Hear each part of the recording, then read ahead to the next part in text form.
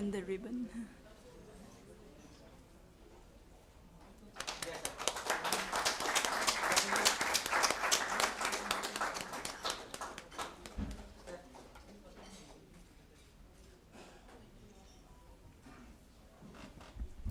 Thank you and congratulations to both the authors.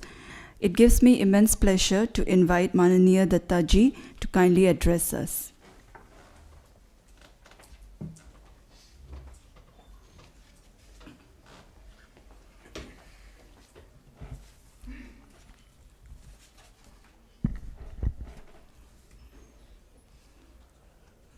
आज के इस कार्यक्रम में अतिथि के रूप में आए अपने ही श्री मिलिंद कांबले जी, जो मेरे मित्र हैं वर्षों से, स्वाति जी और पुस्तक के लेखक द्वय गुरु प्रकाश जी, सुदर्शन रामभद्र जी, इस कार्यक्रम में उपस्थित मैं लगभग आधा सभा को तो मैं नाम से जानता हूँ, इसलिए सभी का नाम लेने के दुस्साहस नहीं करूँगा। सभी सज्जनों, भाइयों बहनों, आज के इस कार्यक्रम में औपचारिकता कितने रखनी चाहिए, अनौपचारिक चर्चा कितने करने हैं, यह आप लोगों को तय करने हैं। Sudarshan, you follow Hindi? Not so much technical. I am also.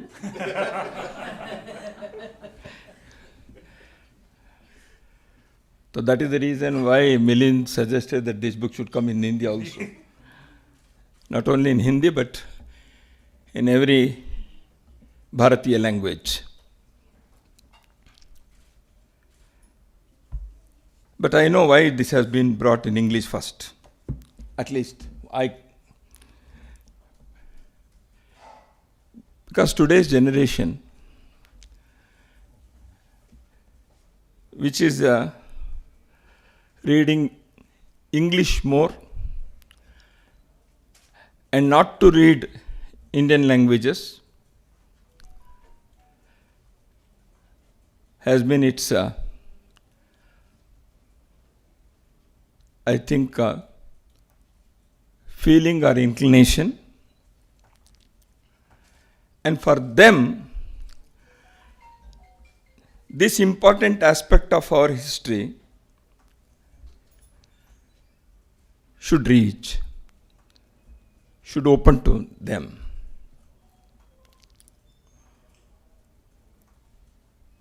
Because today's generation who are on the university campuses, of course, they are online campus now, and they should know this very significant dimension of India's history.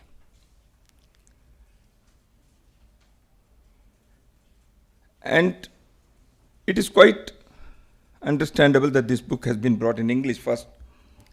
And I hope, as my friend Milind suggested, that the next versions, one, the translated versions of this book, and the second volume of the series. So I support Milind's proposition and have hope soon that will be realized.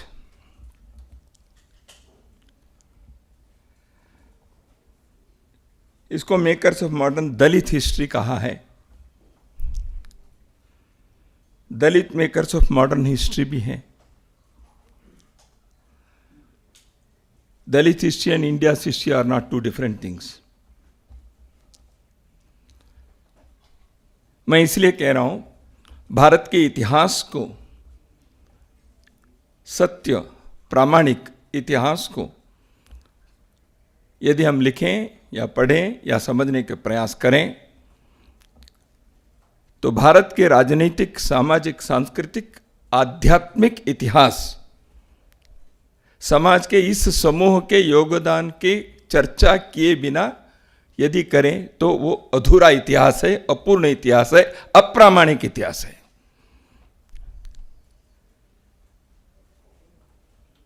Bharat के राजनीतिक इतिहास इसमें भारत के अंग्रेजों के यहां आने से पूर्व से भी समाज के दलित वंचित समुदाय के जो योगदान रहा है, उसमें जो भूमिका रही है, इसके बारे में उन दिनों में उसके दलित कंट्रीब्यूशन कहा गया नहीं होगा, क्योंकि उस प्रकार उसके रिकॉग्निशन, आइडेंटिफिकेशन इतिहास के उस कालखंड में दैट वाज नॉट रिकॉग्नाइज्ड इन सच ए वे। लेकिन उसको हमें उस दृष्टि से यदि हम सामने रखें तो ध्यान में आएगा। चंद्रगुप्त, अहल्याबाई होलकर समाज के कौन से वर्ग के थे? क्या इनके बिना भारत के इतिहास आप लिखेंगे? भारत के सामाजिक इतिहास आप वेद काल से भी देखें,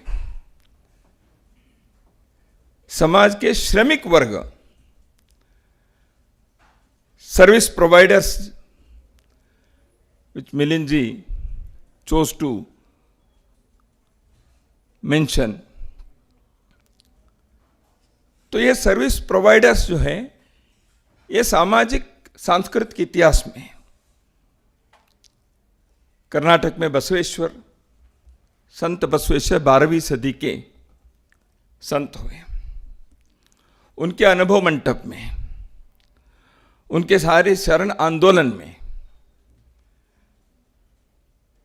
आज समाज में जिसको दलित, वंचित, अनुसूचित जाति के, जनजाति के ऐसे हम रिकॉग्नाइज करते हैं, उस सारे समुदाय के लोग उस सामाजिक परिवर्तन के महाअभियान में प्रमुख भूमिका उन्होंने निभाई। They played forefront role in that movement for social reformation and social revolution.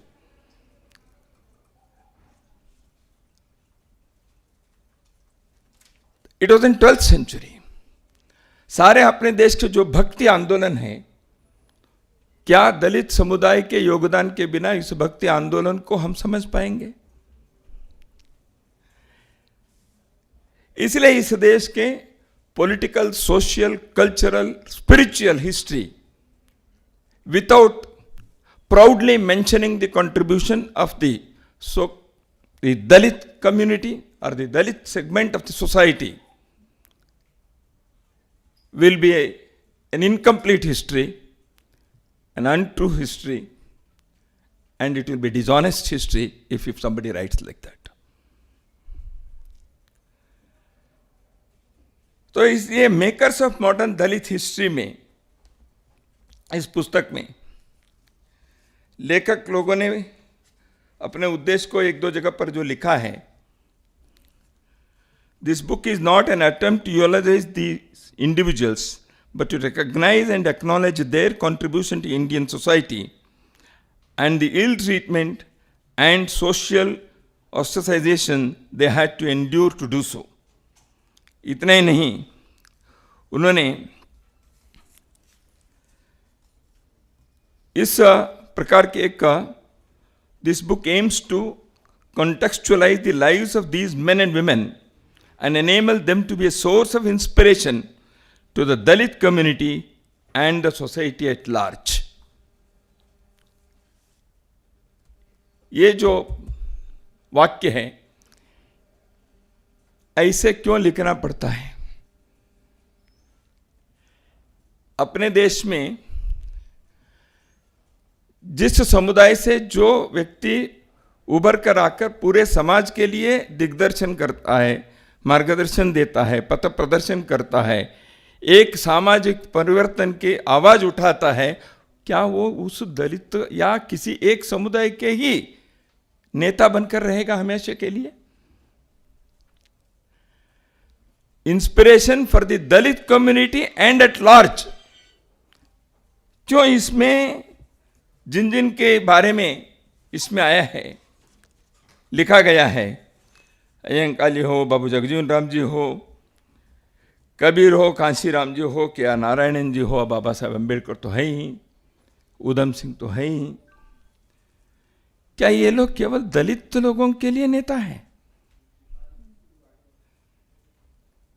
Bharat के जन, भारत के समाज जब तक इनको प्राउडली, गर्व से, ये हमारे समाज के नेता है, भारत के नेता है, भारत के समाज के परिवर्तन के लिए उन्होंने कार्य किया, जब तक ये हम मन से, हृदय से स्वीकार करते हुए उसका आवाज नहीं देते, तब तक भारत के परिवर्तन के आंदोलन पूरा नहीं होता। तो इसलिए these men and women, these great personalities, they are not the leaders of a particular community or a section of the society, but we have to declare proudly that they made history of India. They have contributed for the development of India. They have contributed for the social change and transformation of this country.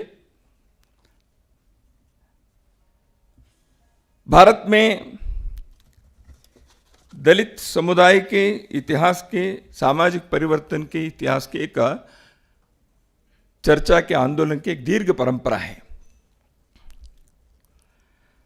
Bharat के social history में social reform movements, इसके बहुत व्यापक चर्चा है। लोगों ने अपने अपने हिसाब से लिखे हैं, ठीक है। कॉम्प्रहेंसिवली देखेंगे तो लगभग सभी इस विषय की तरफ थोड़ा सा तो दर्शाया ही है। भारत के ट्रेड यूनियन मूवमेंट के एक बड़ी हस्ती दत्तोपंत ठेंगड़ी जी ने डॉक्टर बाबा साहेब अम्बेडकर और सामाजिक क्रांति के इतिहास उन्होंने लिखी है। मराठी में है, हिंदी में है, इंग्लिश शायद अनुवाद हो रहा है। उस पुस्तक की चर्चा जितने होने चाहिए थे शायद नहीं हुई होगी, कुछ एरियाज में, कुछ यूनिवर्सिटीज में हुई भी है। मैंने इसलिए कहा, उसमें महाराष्ट्र में महात्मा ज्योतिबा फुले से लेकर स्वतंत्र भारत के पश्चात भी जिस प्रकार के का सामाजिक परिवर्तन के आंदोलन के अगुवाई देने वाले लोगों ने कौन से विचार को सामने रखा और इसके परिणाम कैसे जीवन के विभिन्न आयामों में अनुभव में आए, इसके एक गहरी चर्चा उसमें है। तो ऐसे दलित विमर्श के संदर्भ में और भी साहित्य आए हैं।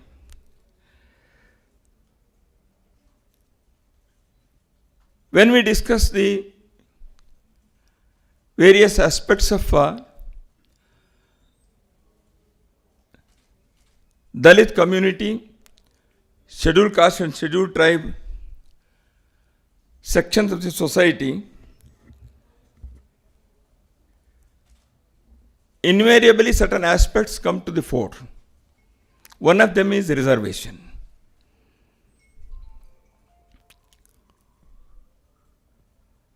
I and my organization have been strong supporters of reservation for decades. In 1980, when there were anti-reservation movements on some campuses, Professor Rajkumar Bhatia is here, and many of us who come from the background of Vidyarthi Parishad, many are here in this hall. You must be remembering that we passed a resolution. Not only that, we organized an All India seminar in Patna about the reservation. And time and again, we declared that reservation, this is historic necessity for our country for many more decades, as long as there is inequality being experienced by particular section or segment of the society, and it is their right to deny the reservation. It is not that somebody is giving them as a grace, but it is their right to say, and it is their right to declare, deny at any point of time in future. Social harmony and social justice, they are not political strategies. They are articles of faith for us. तो इस संदर्भ में 1969 में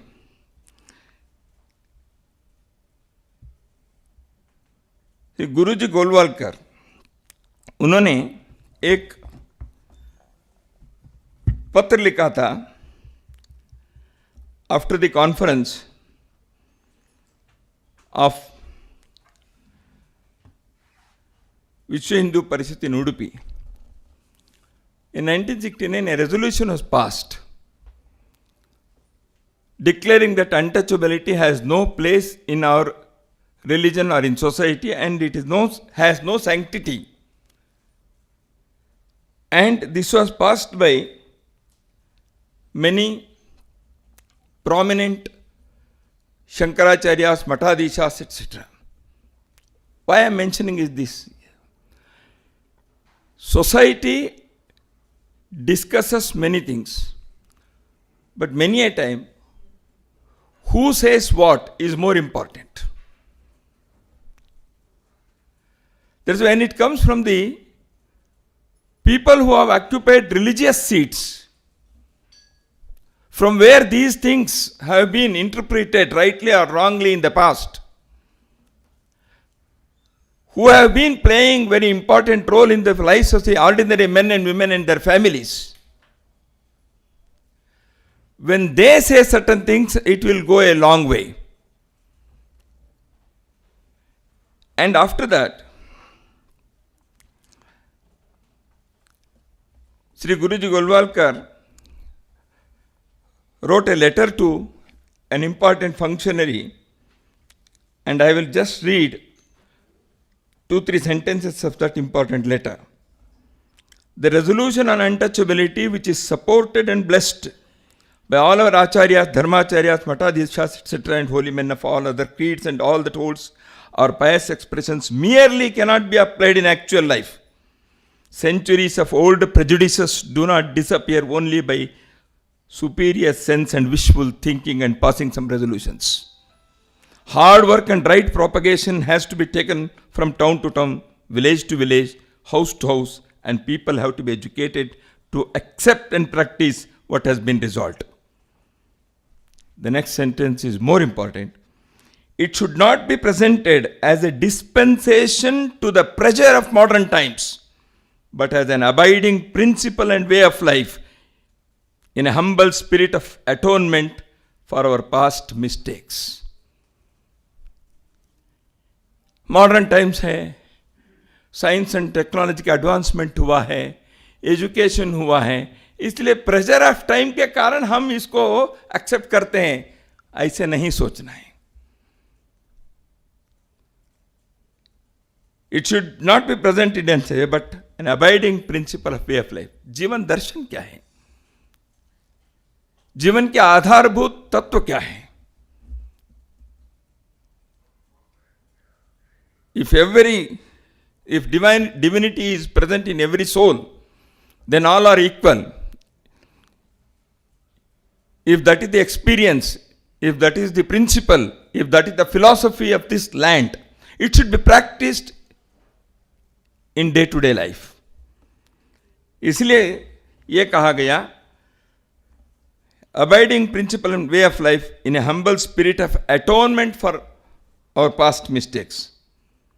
A change of heart, a moral and emotional change in the attitude and behavior has to be brought about, working for the economic and political betterment of those who had been relegated to the background and bringing them up to stand shoulder to shoulder with the rest of our people is a Herculean task, but this is in itself is not enough.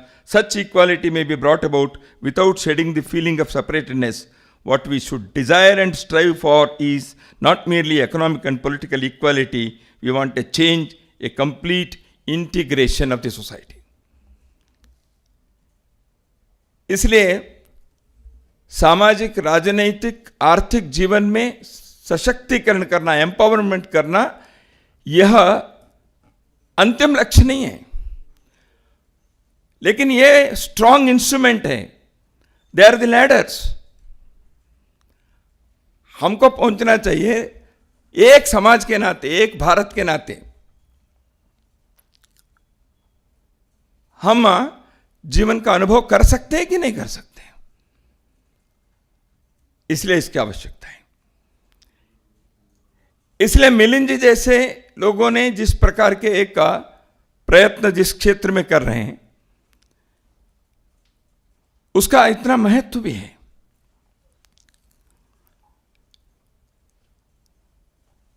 Reservation जैसे एक instrument जो है affirmative action के, and that affirmative action has an important role. And now I will come to another thing, and I request not to mistake me. That's why I have already told that I have been a staunch supporter of reservation. Along with that, in the Western countries, in Europe and America, there has been an effort for reconciliation on the part of the African blacks. So reservation and reconciliation both have to go hand in hand. इसलिए जब मिलिंद कांबले जैसे लोग, हम job seekers केवल नहीं रहेंगे, job providers बनेंगे जब आप कहते हैं, और उसके स्वीकार करते हुए हजारों नौजवान लोग उस समुदाय के जब सामने आकर एंटरप्रेन्योर बनते हैं, यह सामाजिक एक आर्थिक परिवर्तन के बहुत बड़े एक उदाहरण बनता है. उसके साथ साथ आरक्षण के जो आवश्यकता आज भी है, उसको भी पूरा करना चाहिए. And the third aspect, reconciliation के जो आवश्यकता है, उस दृष्टि में भी हमें जाना चाहिए. तो इसलिए सोशल इंटीग्रेशन के ये सारे प्रयत्न अपने वर्तमान पीढ़ी के लोगों ने एक नए इतिहास को, नए भारत के निर्माण के इतिहास को लिखने के एक बहुत बड़े ऐतिहासिक दायित्व वर्तमान पीढ़ी पर है. And I hope the present generation will be playing that important role of writing that new history of India. Bharat में बहुत सारे लोगों ने इस विषय के प्रयत्न किया है. अनटचेबिलिटी के बारे में, सोशल सप्रेशन, ह्यूमिलिएशन, इन सारे विषयों के संदर्भ में विवेकानंद ने कैसे, महात्मा गांधी जी ने क्या अपने जीवन में किया, ज्योतिबा फुले, बाबा साहब अम्बेडकर जैसे मूर्धन्य लोगों ने इस विषय के बारे में क्या किया, ये सारे इतिहास हम जानते हैं. If untouchability is not a sin, nothing in this world is a sin. बाला साहेब देवर जी ने कहा, on the line, if slavery is not a sin, nothing is in this world is a sin. जैसे अब्राहम लिंकन ने घोषणा की थी, उसी प्रकार. तो मित्रों, इसलिए इस प्रकार के पुस्तक की आवश्यकता कितने हैं आज in the world of liberalization, privatization and globalization. And at a time when the digital divide is also being experienced across the world. तो ऐसे संदर्भ में भारत के सामाजिक जीवन में एक अत्यंत दुर्भाग्यपूर्ण आयाम रहा है, उसको वर्तमान पीढ़ी अपने ही जीवन में समाप्त करते हुए एक नव भारत के निर्माण के लिए आगे बढ़ना है तो इतिहास के अध्ययन आवश्यक है. The authors have very aptly mentioned the need and importance of studying and understanding history to make a better future. इन्होंने इसमें लिखा भी है. तो इसलिए इस प्रकार के पुस्तक के आवश्यकता को मैं फिर से रिकमेंड करता हूँ. वर्तमान परिस्थिति में इसको दलित हिस्ट्री कहा है. मैं उत्तर प्रदेश में रहता हूँ, देश भर में प्रवास भी करता हूँ, समाज के सभी वर्गों के लोगों से मिलता हूँ. आज ऐसे एक समय भी, ऐसे एक अनुभव भी आता है कि आइडेंटिटी दलित इस तक सीमित नहीं है. विद इन दलित आइडेंटिटी के प्रश्न को बुद्धिपूर्वक से जानबूझकर डेलिबरेटली उभारने का प्रयत्न भी हो रहा है. I am not telling whether I am for it और against it. I am only making my observation, because it is too early to say whether such a development is good for the society or not. I don't know. But I am making this observation that within the Dalit community, within the Chama community, the Madhika community, this identification is becoming prominent beyond the Dalit community. Second, most of the youngsters belonging to or coming from Dalit sections of the society, they are demanding that they should be taught English, not Marathi or Kannada, not Telugu or Hindi. एक उनके इस कहने में एक कारण है. आप सवर्ण लोगों ने एक जमाने में संस्कृत को आपके भाषा बनाकर बाकी लोगों को उसको डिनाई किया. इंग्लिश को पिछले 75 वर्षों में आपने अपने सिर पर और मन पर, हृदय पर रखकर आप तो आगे बढ़ गए. अब जब ये हो गया, अब मातृभाषा की बात आप कह रहे हो, हम भी तो इंग्लिश पढ़ेंगे.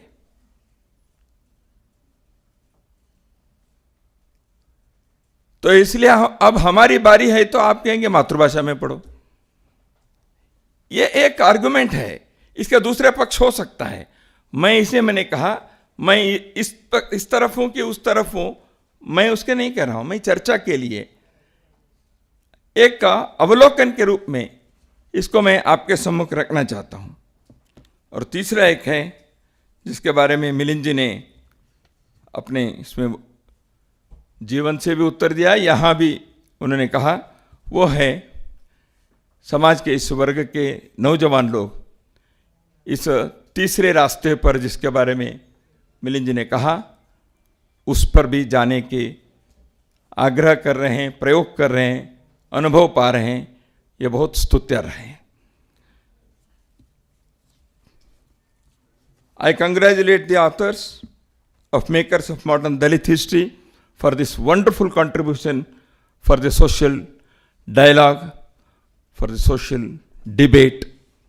And as Milind ji has already expressed and Swati ji also mentioned, we welcome more such writings, contributions from these authors who are my dear friends. Thank you.